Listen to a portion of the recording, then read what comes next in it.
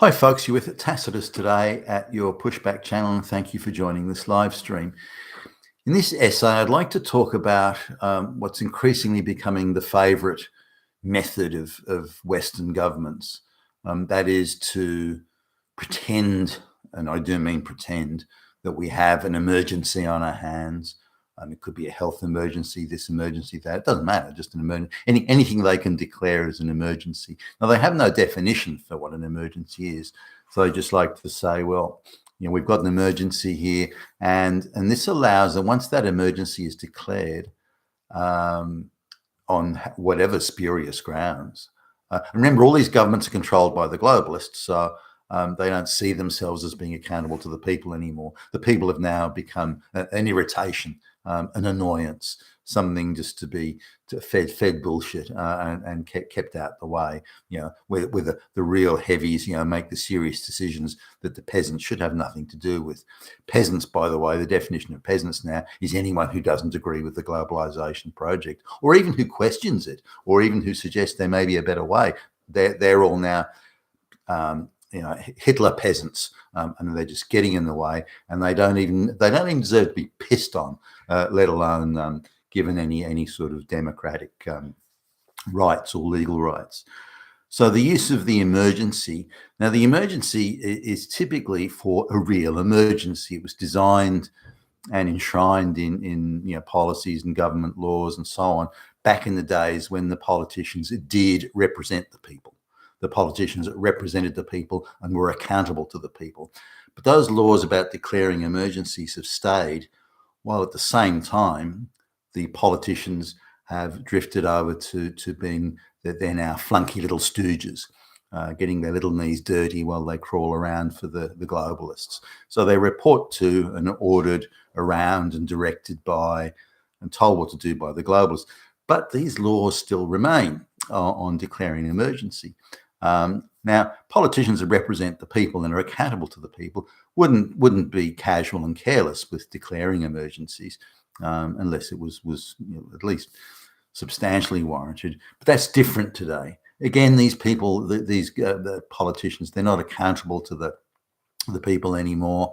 They're accountable only to the globalists, and so the globalists look over these. Oh, gee, look at that! Look at that law of declaring an emergency there. That means we can bypass the Constitution. It means we can bypass the rule of law. It means we can bypass due legal process. It means we can bypass votes in Parliament. We can, court hearings. We can bypass any obstacle to the globalist project. Can be bypassed simply by invoking this. We're in the middle of emergency, which give the executive.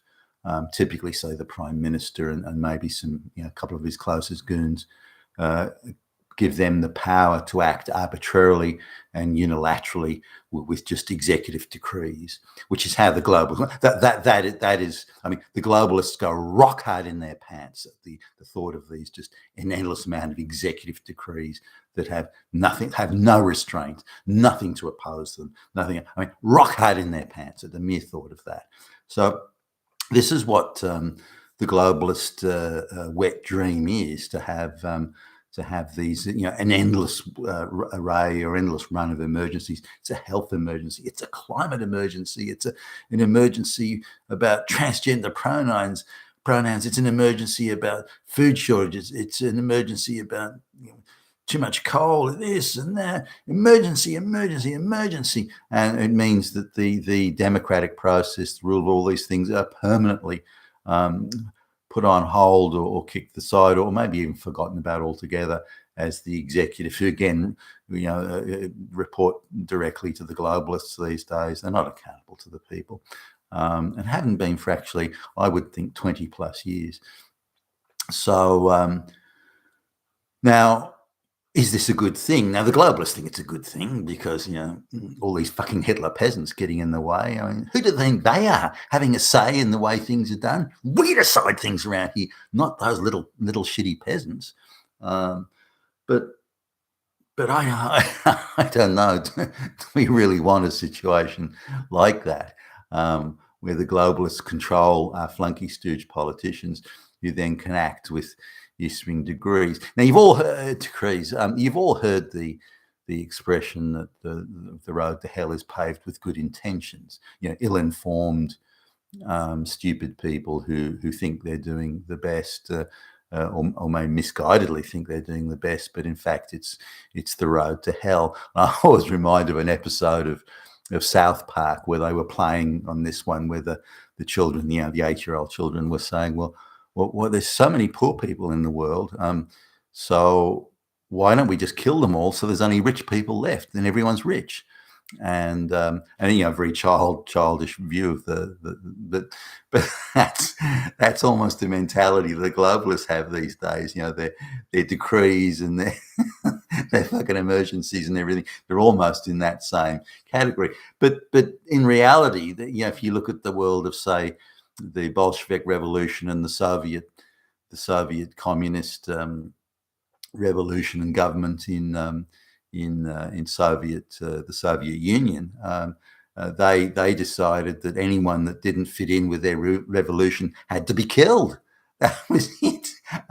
So if there were farmers that they didn't think were adequately cooperating in the spirit of the new socialist vision as they saw it, they killed them. Just a whole class of people just murdered. That's their way. That's their way of getting conformity and getting everyone on board. You don't agree? You're dead, motherfucker.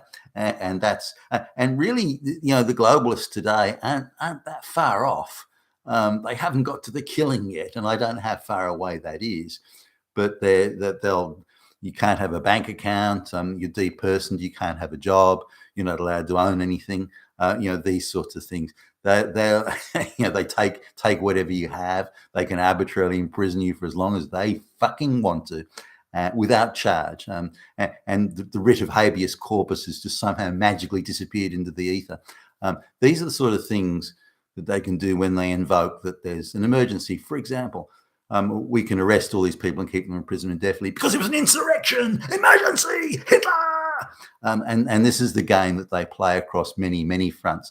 Now, the most recent one is the WHO, the World Health Organization. They, a World Health Organization sort of plan or manifesto, or I don't know what you'd call it, has been put together, and it's clearly a globalist document. I mean, it's shot through with globalist talking points. I mean, there's the idea that it's somehow an independent document written up by health professionals is just beyond absurd. It's a fucking political document through and through. So what the document, I'm summarizing it here, what the document says is that all the Western countries should give up their sovereignty, whatever sovereignty they have left, should give up their sovereignty to the World Health Organization, that corrupt, useless health offshoot of the United Nations. It's a fucking joke, but they're asking for, and looks like they're going to get, the countries like Britain and the United States and Australia are gagging to sign up to this fucking monstrosity. But what they're saying is that they get the right to determine what is a pandemic or what is an emergency, a health emergency. Now, they don't have to define it. Now, that's the scariest thing. If you were looking at that as anyone that had any idea about, contracts and the law or anything like that, that would be like a million red flags would go off right there. So, well, if you want to be able to have the power to declare an emergency or a health emergency or a pandemic, you must define what it is. What is the criteria? What is the criteria? What are the definitions that must be satisfied? What is the evidence that must be put forward to say that this is a health emergency or any form of emergency for that matter? But no. We don't have to give any evidence. We don't have to. We just can arbitrarily, unilaterally declare that there is an emergency, and then you have to enforce.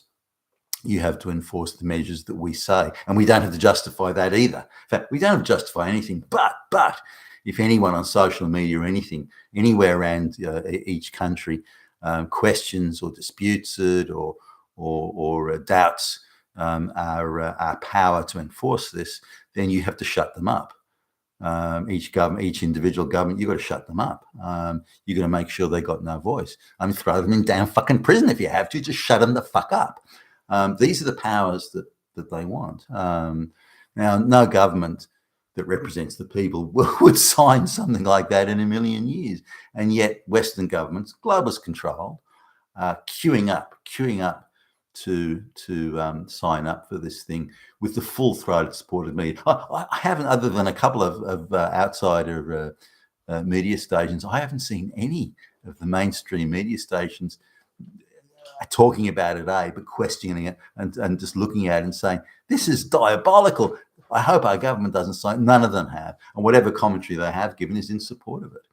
Now, generally, the globalists and the left like this idea of international organizations and laws that exist on an international basis that are not susceptible to the vote of the people.